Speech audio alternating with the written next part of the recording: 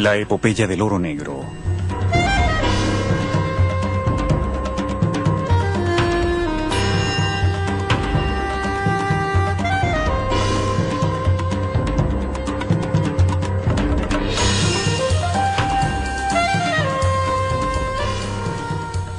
Apenas 100 años después del comienzo de la era del automóvil, los expertos advierten que el hombre ya ha quemado casi la mitad de las reservas mundiales de petróleo que le ha tomado millones de años a la naturaleza en producir.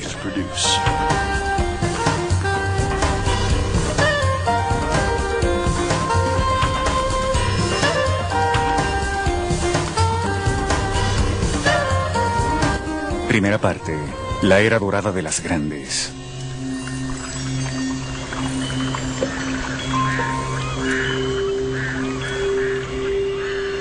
Apenas el petróleo fue descubierto en cantidades grandes, se crearon enormes compañías, principalmente anglo-estadounidenses, llamadas las grandes, para su extracción, refinación, transporte y comercialización.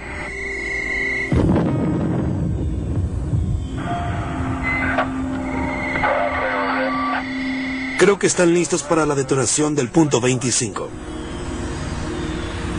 Estas poderosas compañías internacionales que tenían grandes conocimientos dejaron una huella hegemónica en la historia moderna del oro negro.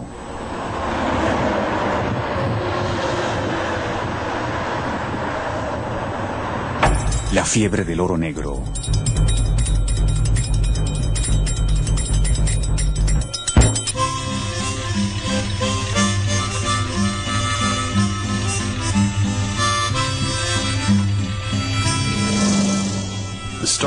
El comienzo de la fiebre del oro negro fue modesto, aunque llegó a ser legendario. Aconteció en Titusville, Pensilvania, en la costa este de Estados Unidos, cerca de un pequeño río donde la presencia de petróleo era tan evidente que fue llamado Arroyo de Petróleo.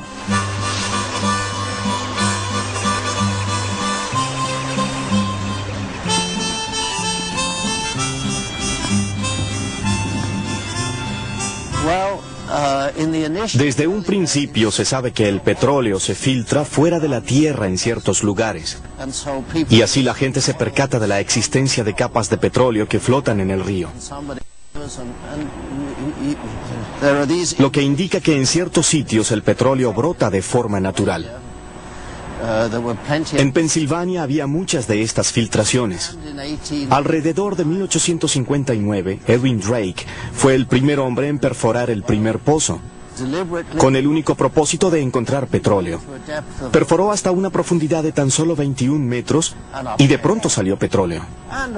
Por supuesto, tan pronto como brotó el petróleo, la gente se dio cuenta de su valor y que se encontraba aquí. Así que alguien perforó en el siguiente sitio. Y en realidad, en el curso de unos 5 años, la gente sencillamente vio dónde había sido hallado el petróleo y lo relacionó con las estructuras geológicas. Para ese entonces ya existía la ciencia de la geología, así que podían ver la relación entre estas estructuras llamadas anticlinales, que es una especie de arco, como si las rocas se combaran y el petróleo se concentrara en la cima de la comba. La gente comenzó a ver esto de una manera práctica. Una vez que se encontraba una estructura que contenía petróleo, se le hacía un seguimiento y luego se buscaba otra. Y en realidad, a los pocos años de los primeros pozos, lo fundamental para hallar petróleo ya era conocido. Drake era un aventurero en busca de fortunas. Decía ser coronel para enaltecer su reputación y conseguir socios más fácilmente. Era el arquetipo del exitoso pionero petrolero estadounidense, y muchos otros siguieron su ejemplo.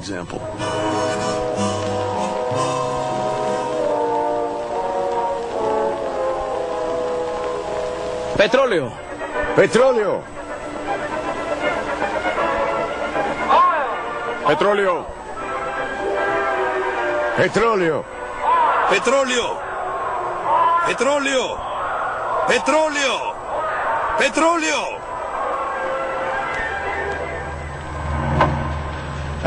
Después de su descubrimiento, se apoderó de Pensilvania un frenesí por buscar petróleo. En apenas pocos años, y a pesar de la guerra civil que devastó a los estados del sur entre 1860 y 1865, la fiebre del oro negro se propagó por todo el país, hasta California. Fue en la misma época en que la conquista del oeste estaba casi concluida gracias a la construcción del ferrocarril transcontinental.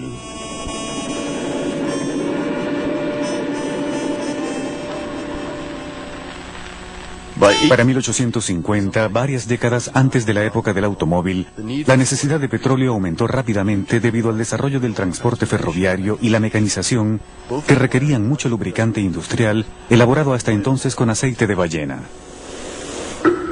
La matanza en masa de ballenas, debida a campañas intensivas de pesca, conllevó una disminución de la producción y un alza en los precios. El lubricante de hidrocarburo, que era más barato y más eficiente, comenzó a ser usado como reemplazo, salvando así las ballenas de una muerte segura. Al mismo tiempo, un gran cambio ocurrió en la iluminación residencial, cuando las lámparas de querosén dejaron de ser un privilegio solo para la clase pudiente.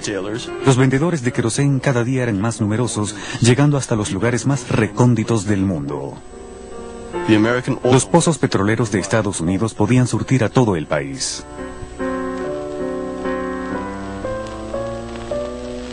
¿Vas a afirmar que el grupo de los tres integrados por México, Venezuela y en Oklahoma, Luisiana, Colombia siempre fue una farsa? El presidente venezolano Hugo Chávez afirmó que, de acuerdo con un diario local, formaban un bosque tan Venezuela denso que era quiere posible caminar deshacerse de una de ese torre a grupo. otra sin pisar el suelo. Esta proliferación se debió principalmente a una particularidad de las leyes estadounidenses. En Estados Unidos, a diferencia de la mayoría de los países europeos, el subsuelo no le pertenece al Estado, sino al propietario de la tierra.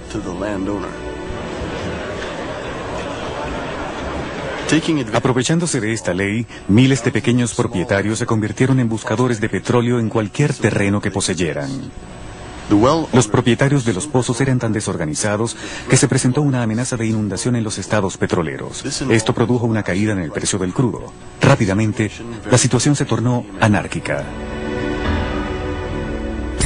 Los reyes del petróleo.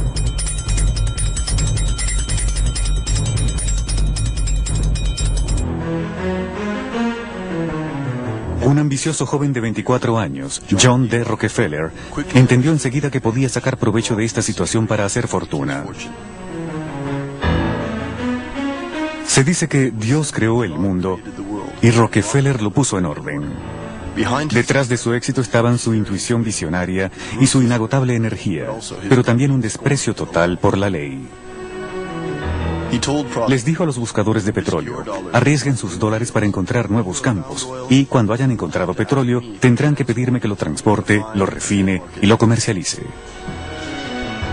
Así fue como en 1870, a la edad de 31 años, fundó una compañía que habría de ser legendaria: Standard Oil.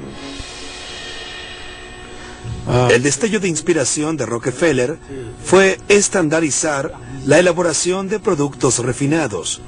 Su idea giraba en torno a un mercado estándar, término que incluyó en el nombre del imperio que creó. Una vez que fuera posible suministrar productos estándares al mercado, productos específicos que pudieran ser usados por gente diferente, el petróleo podría ser usado a gran escala y particularmente en automóviles. Ciertamente, estas dos industrias se desarrollaron en paralelo. Los automóviles requerían de un producto estándar y el petróleo necesitaba un mercado, si se quiere, también estándar. Así que el destello de inspiración de Rockefeller fue haber visto esta oportunidad y haberla aprovechado. Desde el principio, Rockefeller impuso su propia ley sobre los pequeños propietarios de tierra y se deshizo de un competidor tras otro. Para él, cualquier medio era válido a fin de lograr su meta, incluyendo el chantaje, la compra de políticos y jueces, el espionaje industrial y la violencia. Un ejemplo de esto es la guerra que lanzó contra los propietarios de oleoductos. Cuando estos se enfrentaron a él, Rockefeller, sin pensarlo dos veces, envió a sus secuaces para sabotear las instalaciones. Su ansiedad por el éxito no tenía límites.